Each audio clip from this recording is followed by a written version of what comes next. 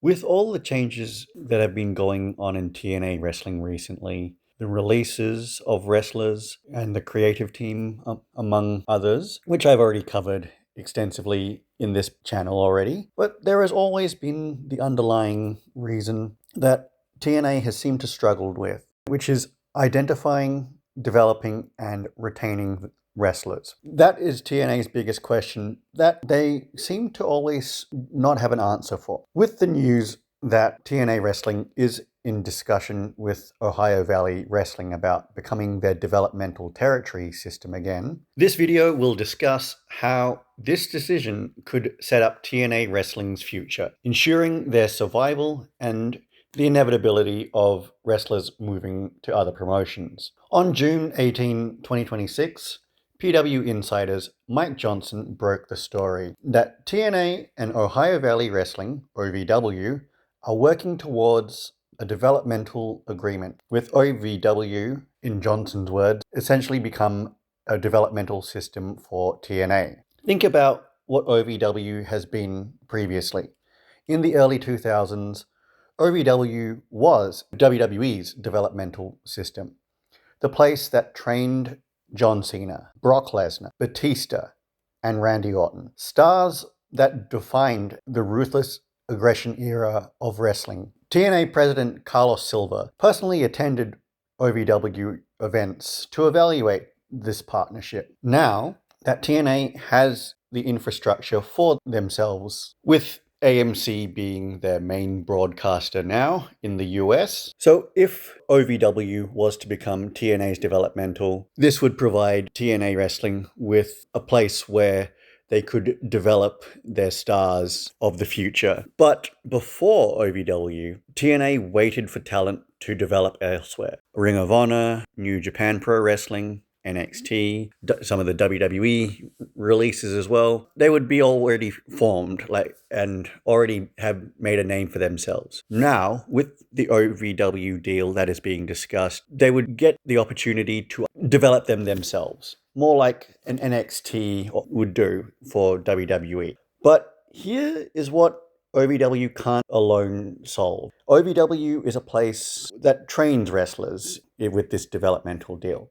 It wouldn't be the place that identifies them. You still need that mechanism to discover talent from outside the system, from the UK, Australia, Japan, from the independent circuits. TNA has done this over the past few years and over their history, but never fully committed to it, mainly because of reasons that have been covered extensively in this channel. But now that they've got a seemingly stable US TV deal with AMC and AMC Plus, they have a large enough platform and enough of financial security that they can start that discovery process and turn that possibly into content as well. Specifically, Gut Check. Every week during the Gut Check season, when it was initially on Impact TV during the Hogan and Bischoff era, an independent wrestler got one match on Impact in front of a panel of judges: Al Snow, Bruce Pritchard, and Taz, names from the wrestling industry that knew how to spot talent. And in front of a live crowd on Impact, names such as Samuel Shaw, Taylor Hendricks, Alex Silva, real people, real stakes, and real television, so they could get the TNA fans a view of them. It was raw, and it was honest. And it worked, because wrestling fans don't just want a champion. They want to watch someone earn it, and they want to get behind that person. A few years later, when TNA were using OVW as a place to send some of their less experienced wrestlers, they did bring Gut Check back as a more tough enough and LFG type program, but they had it on their app. But this was more of a identifying show where they used Gut Check in this format to identify some of the OVW wrestlers, and it did work. And we were all thinking that TNA would be using this method to identify wrestlers going forward. However, it did not happen for some reason. Gut Check was brought back during their tapings with Jason Hotch, Leon Slater, and Harley Hudson being awarded developmental contracts as the winners of their respective years of Gut Check. However, since then, Gut Check hasn't come back to TNA. Another way that TNA possibly were using to identify independent wrestlers from outside the US was British Boot Camp, where wrestlers competed for one TNA contract. Rockstar Spud and Grado came out of this. This was a show where British wrestlers competed for a TNA contract. Much like Gut Checked, it was judged by a panel of wrestlers, but it only lasted 2 seasons.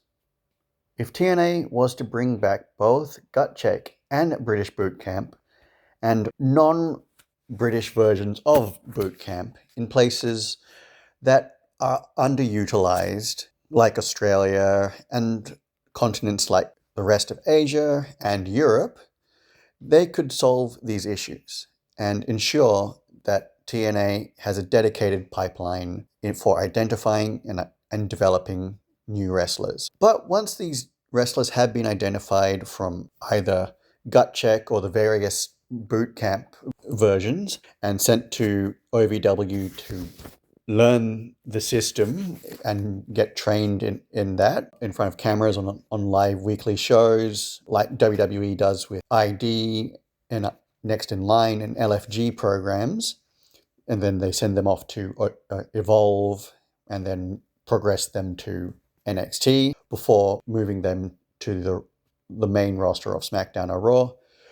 TNA should do this as well, but turn their Xplosion program, which currently is airing on Fridays, into what NXT is currently serving as, with OVW being the Evolve equivalent. Xplosion does exist on TNA Plus and YouTube, but serves more as a highlights show for Impact. It also does feature one exclusive match, sometimes two, where an independent wrestler faces off against a TNA wrestler. But Xplosion must be used better.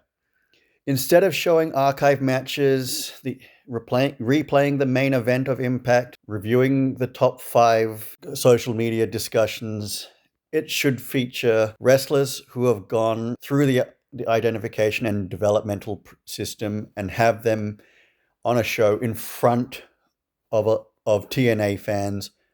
And with Gia Miller's interview segment, I think that should still be there, but only used to further the storylines and drill down on them. And one final thing, all of these programs should be on national TV networks in the US. This can be either on AMC and AMC Plus, or similarly sized networks which have streaming components, like Paramount Network and Paramount Plus. Xplosion should be a 2-hour program on a Friday night, airing both on TNA Plus and the US network, and any countries that show TNA programming at the moment. This is how TNA can secure their future. This is how TNA can grow their viewership and expand their reach into previously untapped markets. This is Sudden Impact, the premier destination for news, stories, and analysis about TNA wrestling. We will see you next time.